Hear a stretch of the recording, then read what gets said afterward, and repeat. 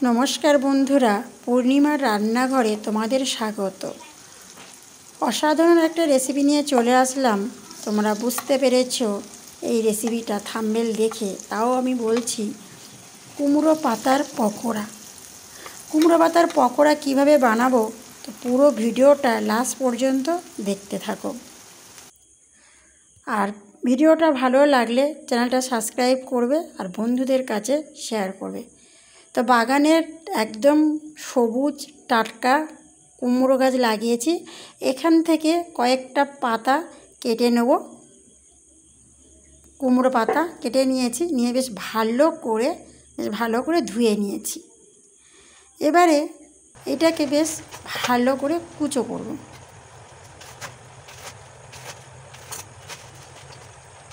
এইভাবে ছোট ছোট করে কুচো করে নেব, কুচিয়ে নেব।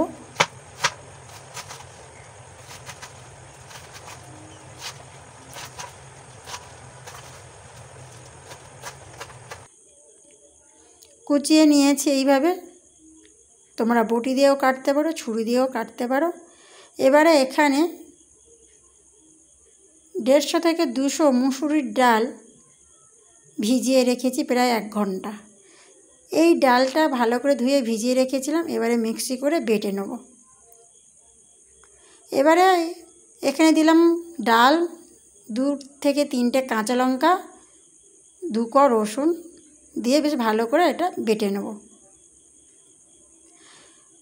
এবারে কুমড়ো পাতা কেটে নিয়েছি। এখানে 2টো বড় সাইজ পেঁয়াজ এইভাবে কুচিয়ে নিয়েছি। স্বাদ অনুযায়ী নুন দিলাম, 1 চামচ হলুদের গুঁড়ো, 1 চামচ লঙ্কার গুঁড়ো। যেহেতু আমি 2টো কাঁচা লঙ্কা দিয়েছি, এবারে দিলাম ডাল বাটা। বেশ ভালো করে সমস্ত উপকরণ এইভাবে বেশ ভালো করে মেখে নেব। এখানে ডালটা আমার একটু পাতলা হয়ে বেটেছি। আর এইভাবে হাতে একটু এইভাবে চেপটে নেব, অনেকটা পেঁয়াজির মতো এইভাবে নিয়েছি। প্রথমে ফ্রাই প্যানে তেল দিয়েছি, তেলটা গরম হয়ে গেছে। তোমরা সাদা তেল, সর্ষে তেল, যে যেমন তেল খেতে পছন্দ করো সেই তেলে ভাজতে পারো।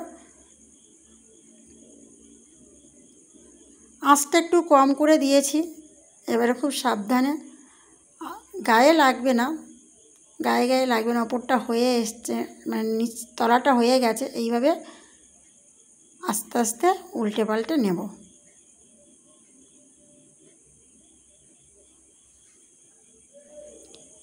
প্রথমে আঁচটা হাই করে দিয়েছিলাম, তারপরে অল্প আঁচে আঁচটা কম করে আর এইভাবে ভেজে নিলাম।